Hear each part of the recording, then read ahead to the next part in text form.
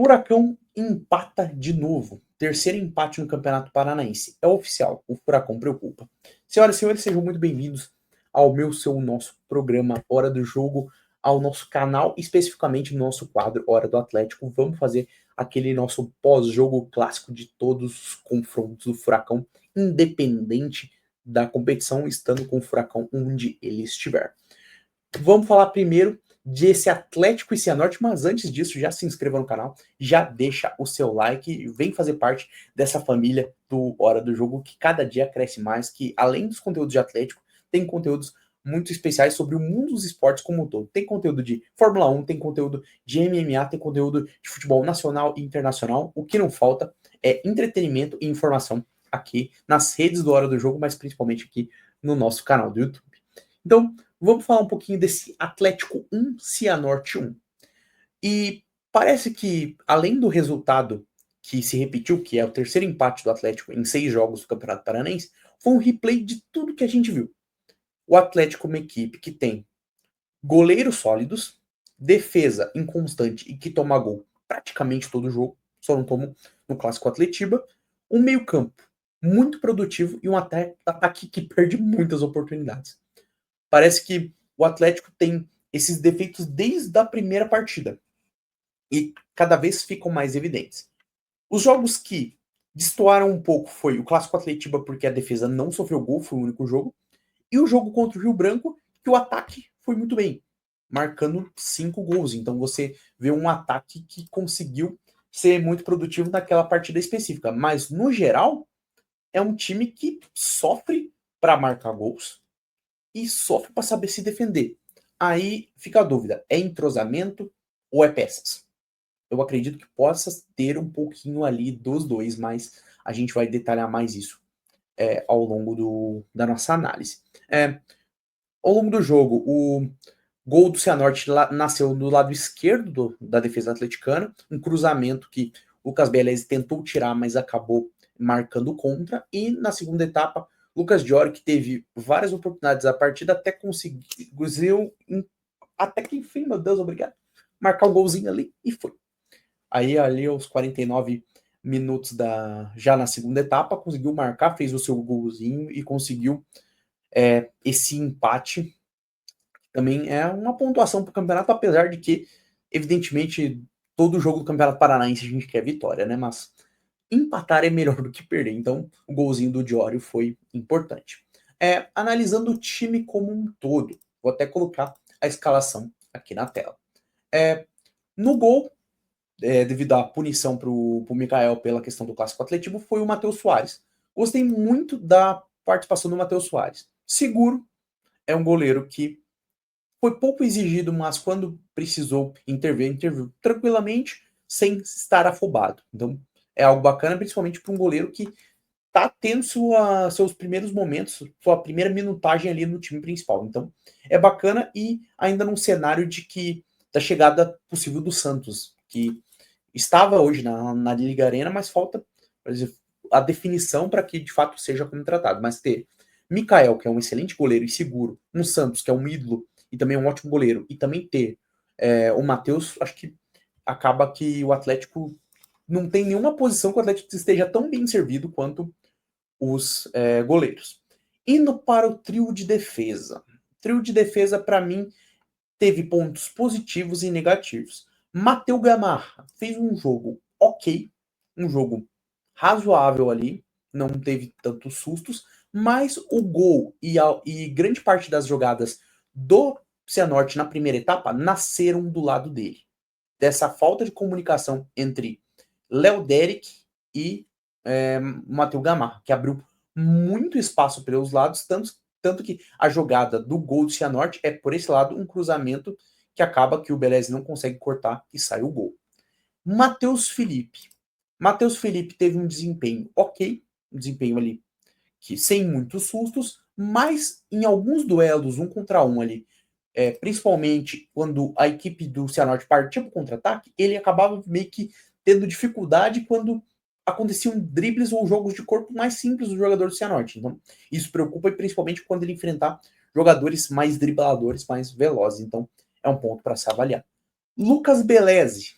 ele até começou o jogo de um jeito bacana, jogando tranquilo, e fez uma continuação muito ok após o gol contra, mas, novamente, o Beleze tem aquele histórico de ser muito azarado, de ser um jogador que, quando tá começando a ganhar minutagem, acontece alguma coisa, tem algum problema, e eu coloco azarado e não sem qualidade, porque é nítido que ele tem uma qualidade, é claro.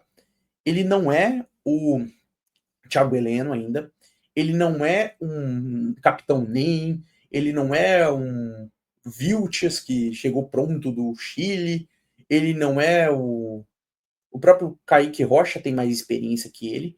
Ele é um jogador que ainda está em desenvolvimento, está em maturação.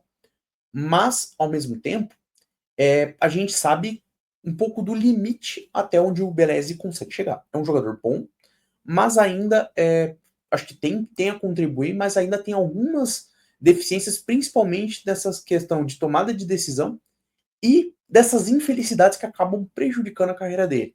Às vezes é um cartão num momento inoportuno, às vezes é, como aconteceu, um gol contra. Então, o Beleze, vamos dizer assim, ele tá meio zicado. Né? Parece uma resposta um pouco simplória, só ao invés de falar assim, meu Deus, ele tem uma deficiência em tal jeito, em tal forma de jogar, mas realmente parece que é zica. O cara não tá num bom momento e parece que as coisas ruins estão acontecendo com ele. Então, é um jogador que eu não espero que ele vá ser titular e eu não espero que ele seja um jogador a nível, sei lá, vai ser vendido para o futebol europeu, mas pode ser utilizado, é uma composição de elenco, mas o setor como um todo mostra, o Atlético precisa de titulares do sistema defensivo. Léo, desde que chegou, já assumiu uma das vagas, é necessário o Atlético pensar em qual será o outro. Se cogitou muito o Igor Rabelo, que eu gosto muito do nome, mas como ele não virá, o Atlético tem que pensar qual será esse outro zagueiro titular para que esses três ali possam compor elenco e brigar pelas vagas, mas com a gente tendo segurança de dois zagueiros mais acostumados a uma titularidade sendo os protagonistas, né? Laterais. Dudu. Dudu fez um jogo, para mim, excelente. É claro, não é um Jonathan, não é um jogador de alto nível europeu, ou um jogador de topo de Série A. De fato, é um jogador que tem ali suas dificuldades, tem suas facilidades, mas pensando num cenário de Série B, ou até pensando ali no meio de tabela de Série A, é um jogador que agrega e agrega muito. É um jogador que é simples, ele faz a função dele e faz bem feito. Não é um jogador que inventa muito, que tenta fazer coisas muito ousadas, faz o simples e faz muito bem. Acho que, tendo em vista as opções, praticamente sedimentou seu espaço como titular da lateral direito. Nesse jogo ali foi mais um ala, mas para a continuação da temporada. Léo Derek. Léo Derek fez, já teve jogos melhores dele. Hoje eu achei que ele teve dificuldade no retorno da marcação. E eu acho que é mais questão de entrosamento, principalmente ali com o Matheus Gamarra, e a gente sabe que o Atlético tem um problema crônico de jogar com três zagueiros. Então, acho que Léo Derek tem potencial, mas ainda precisa desenvolver principalmente essa parte defensiva. Ofensiva, eu acho que ele apoia bem, ele tem chegada, ele consegue ajudar a construir as jogadas, mas precisa melhorar com urgência a parte defensiva. E o Atlético tem que pensar também numa outra opção, por quê? Comparando o que o Fernando vem jogando e o que o Léo Derek vem jogando, mesmo com as falhas, mesmo com toda a questão da juventude propriamente dita, eu vejo um Léo Derek com mais potencial. Então, tendo a permanência do Esquivel, para mim é Esquivel titular e Léo Derek reserva.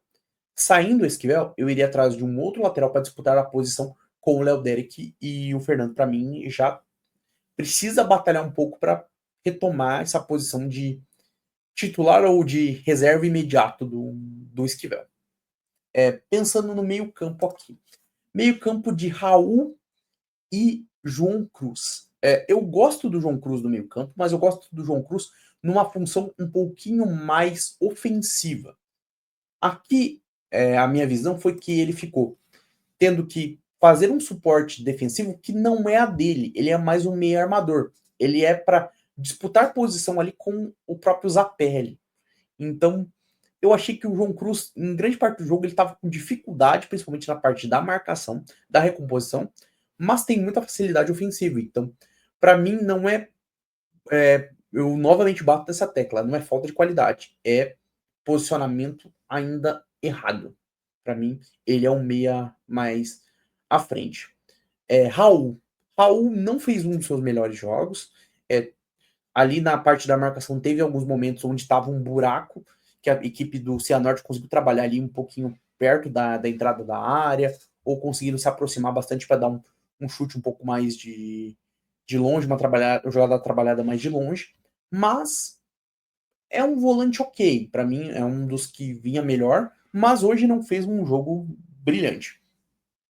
Zapelli. Zapelli fez um jogo muito bom, um jogo muito criativo.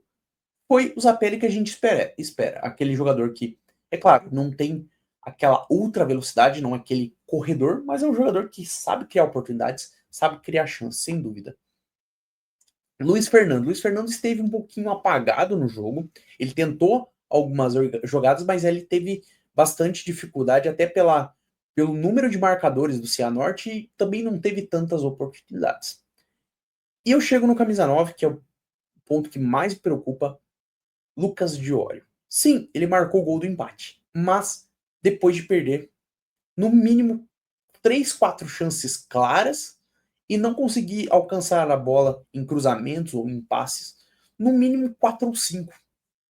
São jogadas em que eu tenho certeza que o Mastriani alcançaria, que Rômulo alcançaria, que o próprio Emerson alcançaria e que o Diório não conseguiu. Então, hoje ele faz por merecer a titularidade, mas é ainda muito, muito insuficiente. Papo de talvez eu preferiria ver o nome da base sendo testado na 9 do que ter o Diório. É um jogador que consegue marcar seus gols, mas ainda, sendo bem sincero, não me passa confiança. Da mesma forma que o Matheus Babi. Ainda, eu vejo o Babi até com mais potencial que o Diório, mas ainda não passa confiança, por isso que eu até entendo a opção do Barbieri em colocar o Diório como o titular, ao invés de um Babi, ao invés de um Arriagada, o Allan Kardec, que chegou recentemente, mas é um jogador que ainda não tem muito a minha confiança, vamos dizer.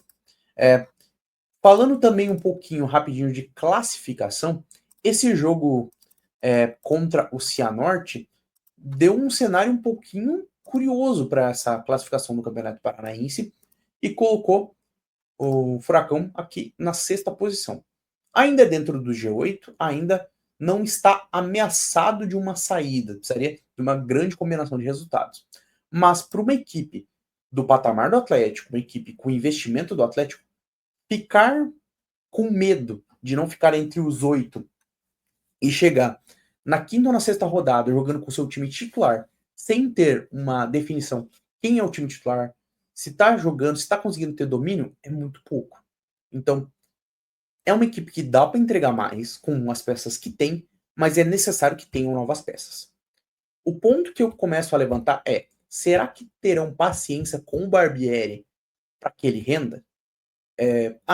Pedro, são 6 jogos. Sim. A gente se lembra de casos do Atlético que 6 jogos foram suficientes para mandar técnicos embora. Então, eu acho que da mesma forma que é algo que é gradual, que o Atlético precisa ir construindo esse elenco, utilizar muito aqueles novos contratados, utilizar a base para tentar montar um pouquinho desse esqueleto pensando na Série B e depois preencher esse time com reforços de qualidade para ser de fato competitivo e brigar de fato por um acesso, a batata do elenco e do próprio técnico começa a assar um pouco. Começa a ter certas dúvidas, pelo menos da minha parte, sobre o que dá para extrair, porque eu não me lembro do Atlético ter um desempenho tão ruim. Um time titular dentro de um campeonato estadual. Não ter domínio. Tomar gol todo jogo. Gols, aqui a gente pode olhar gols marcados, 5 gols em 6 jogos, ou seja, o Atlético, na verdade, tomou 5 gols e fez 9, ou seja, o Atlético até tem uma média de mais de um gol por jogo, mas isso se deve também ao 5-1 contra o Rio Branco. Só que uma equipe que toma gol praticamente todo jogo. Então, situação complicada, falta até às vezes as palavras, mas de fato o Furacão precisa ligar o sinal de alerta, porque vamos tentar evitar que problemas aconteçam e que esse acesso tão sonhado e tão desejado, a gente voltar para o lugar que a gente sempre mereceu estar, não fique ameaçado por um começo turbulento como é tradicional. A gente sempre brinca que o Atlético, ele só joga a bola ou ele começa a se organizar sempre a partir de junho, né? Então, tem que ter cuidado nesse ano, tem que ter cuidado nessa janela, nessa montagem de elenco para não acabar comprometendo uma Série B e depois chorar no final do ano que faltou um ponto, faltou 2 pontos, ou até coisa pior, né? Então, alerta ligado, não é crise, não é cenário de terra arrasada, mas sirenes precisam estar ligadas lá no CT do Caju para ver o que a gente pode fazer para ter um time mais competitivo. Mas é isso, galera. Gostaram do nosso vídeo? Já deixa o like, já deixa também seu comentário, o que vocês acharam do jogo, se vocês concordam da minha opinião, se também vocês discordam. Então, já se inscreva no canal, deixe o seu like e fique por aqui, porque tem muito conteúdo, tem sempre algo de muito especial sendo produzido aqui na hora do jogo. Então, já se inscreve no canal, eu falo isso de novo, porque tem muita coisa boa aqui para assistir. Tem o nosso programa todas as segundas-feiras. Tem os pós-jogos, tanto do Kelvin com o Grêmio, quanto meus com o Atlético. Além dos nossos conteúdos exclusivos do Viralizou, que é sempre conteúdos que estão em alta nas redes sociais. E o Sabia Não, que sempre traz alguma curiosidade diferente para vocês acompanharem. Até mais.